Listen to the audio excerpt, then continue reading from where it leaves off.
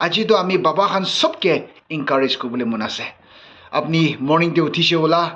face wash কৰিছে maybe দাড়ি কাটিছে ফেসতে ক্রিম খান লাগাইছে আপনি আয়না চাই কিনা নিজেকে খুশি পাইছে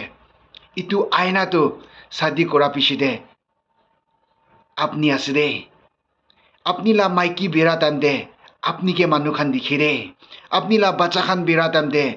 মানুহ খান আপনি কে দেখি দে কিমান বাবা খান আছে এটো আপনি খান জানিবি দে বাবা খান শাদি কৰা পিছতে